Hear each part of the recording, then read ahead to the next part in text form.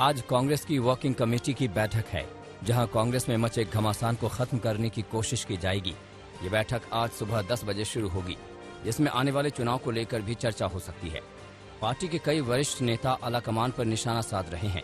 G23 की मांग के बाद ये बैठक बुलाई गई है।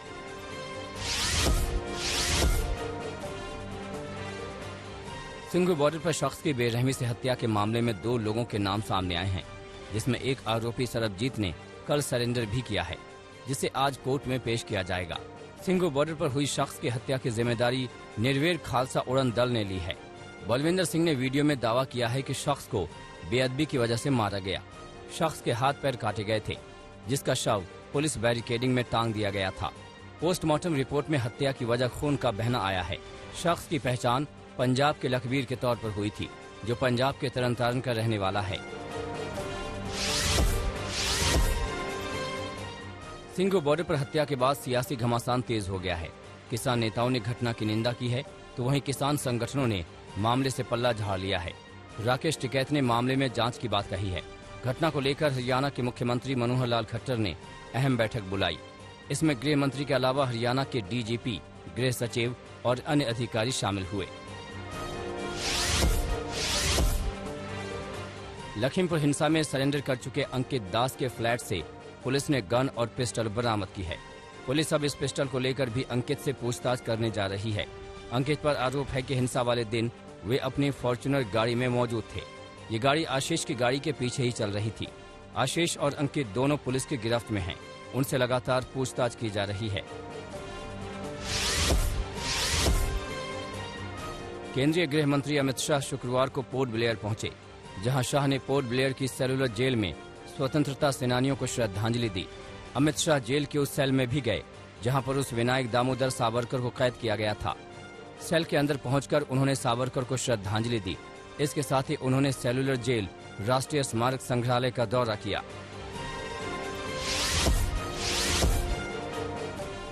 दशहरा रैली में उद्धव ठाकरे ने मोदी सरकार और आरएसएस पर जमकर हमला किया।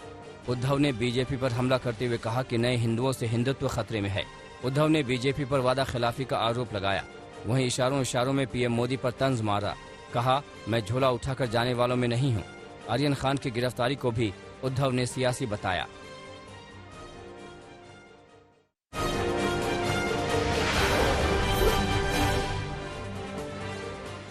छत्तीसगढ़ के जशपुर में दर्दनाक हादसे की तस्वीर सामने आई है। दुर्गा विसर्जन करने जा रहे लोगों को तेज रफ्तार से आ रही कार ने कुचल दिया। इस दुर्घटना में एक की मौत हो गई, जबकि दर्जन भर से ज्यादा लोग घायल हो गए।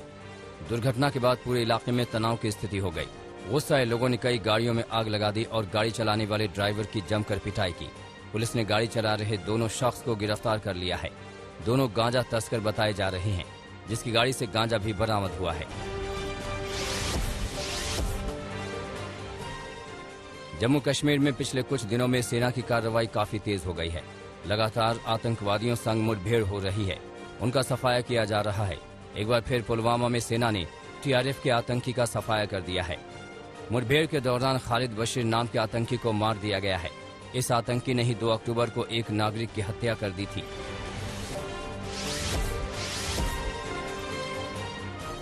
प्रवर्तन निदेशालय ने बॉलीवुड एक्ट्रेस जैकलिन फर्नांडिस को मनी लॉन्ड्रिंग मामले में तीसरी बार समन भेजा है। एजेंसी ने उन्हें शनिवार को दोपहर 11 बजे दिल्ली के ऑफिस में बुलाया है। जैकलिन पूछताछ के लिए दूसरी बार एजेंसी के सामने पेश नहीं हुई। ईडी उनसे धोखाधड़ी करने वाले सुकेश चंद्रशेखर और उसकी लीना पॉल के खिलाफ मनी लॉन्ड्रिंग के मामले में पूछताछ करना चाहती है। वहीं ईडी पूछताछ के बीच एक्ट्रेस नोरा फतेही के प्रवक्ता ने कहा कि एक्ट्रेस का मनी लॉन्ड्रिंग मामले से कोई लेना देना नहीं है। उनकी नजरों में नोरा भी एक पीड़ित हैं और अब ईडी का पूरा सहयोग कर रही हैं। उन्हें सिर्फ केस में मदद करने के लिए बुलाया गया है।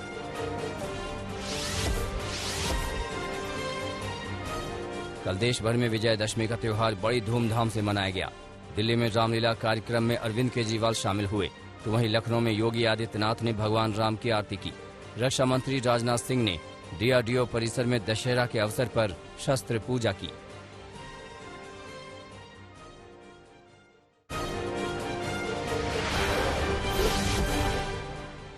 महेंद्र सिंह धोनी की अगुवाई में चेन्नई सुपर किंग्स एक बार फिर आईपीएल का खिताब जीत गई है। चेन्नई ने कोलकाता को 27 रनों से हराया और चौथी बार आईपीएल की ट्रॉफी पर कब्जा किया।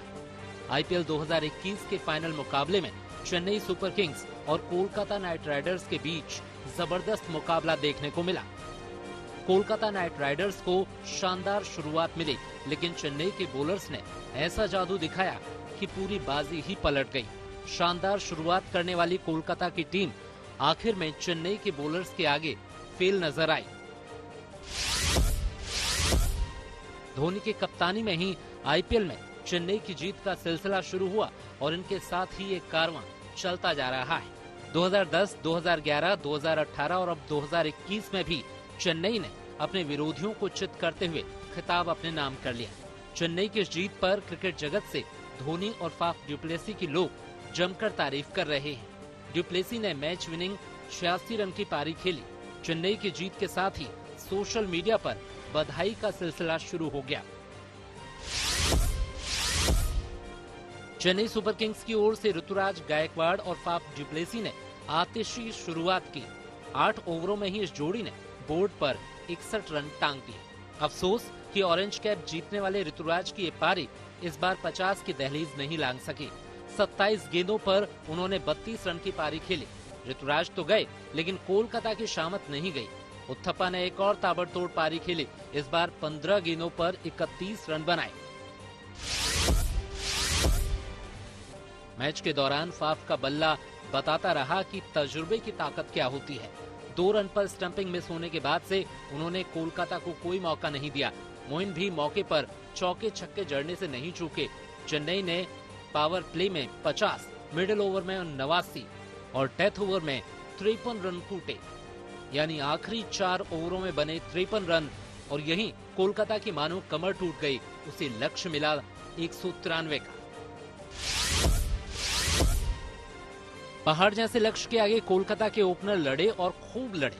वेंकटेश अय्यर और शुभमन गिल की जोड़ी ने 10 ओवर और 3 गेंदों में 91 रन जोड़ दिए। ये वक्त था जब चेन्नई के खेमे में चिंता की लकीरें उभरने लगी थी, लेकिन 11वें ओवर में शार्दुल ने पहले अय्यर और फिर नीतीश राणा को कैच करा अपनी टीम की मजबूत वापसी कराई। जब 12वें ओवर में सुनील नरेन भी जडेजा के चपल कैच पर चलते बने तो कोलकाता की उम्मीदें ध्वस्त हो गई। एडी चोटी का जोर लगाकर भी कोलकाता 20 ओवर में 169 रन ही बना सका। धोनी की टीम ने खिताबी मुकाबला 27 रनों से अपने नाम किया।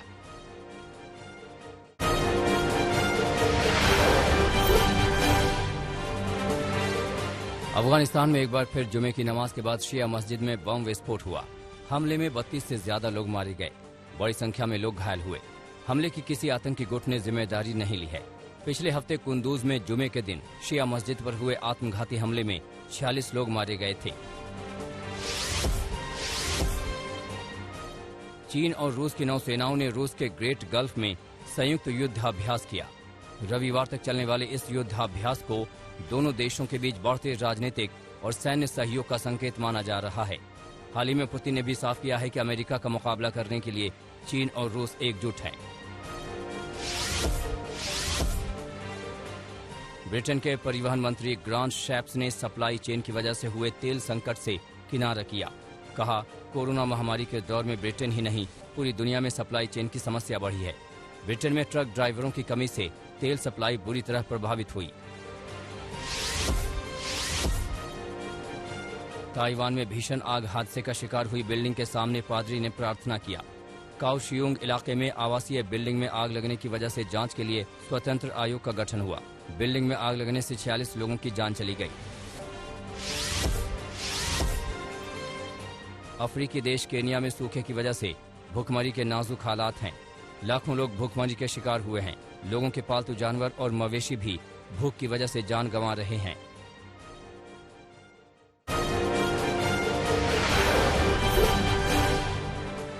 फिलीपींस में 12 से 17 साल के बच्चों के लिए टीकाकरण अभियान की हुई शुरुआत। फिलीपींस में किशोरों में बढ़ते डेल्टा वेरिएंट के बाद लिया गया फैसला। मनीला अस्पताल में 60 किशोरों को दी गई फाइजर की corona vaccine.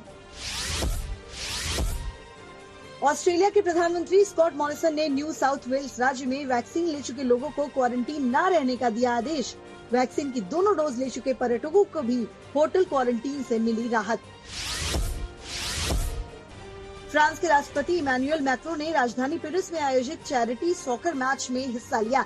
France hospital foundation के लिए पैसा इकट्ठा करने के लिए हुआ था चैरिटी सॉकर मैच का आयोजन। खेल में मैक्रो को मिडफील्डर की जिम्मेदारी के साथ ही दी गई 3 नंबर की जर्सी। जलवायु प्रभावों से निपटने के लिए हर साल होने वाले अंतर्राष्ट्रीय बैठक से पहले ब्रिटेन की महारानी एलिजाबेथ ने जलवायु परिवर्तन को लेकर दुनिया की गंभीरता पर सवाल उठाए। वेल्स पार्लियामेंट में अपनी बहू कैमिला से बात करती महारानी का ऑडियो सामने आया। महारानी ने ग्लासगो में होने वाले सम्मेलन पर कम जानकारी होने की भी बात कही। मोटर रेस चैंपियनशिप फार्मूला 1 का शेड्यूल कैलेंडर जारी हुआ। कैलेंडर से लगातार तीसरी बार चाइनीज ग्रांड प्री को बाहर रखा गया। फार्मूला 1 ने चाइनीज ग्रांड प्री को बाहर करने के पीछे यातायात पाबंदियों को बताया कारण।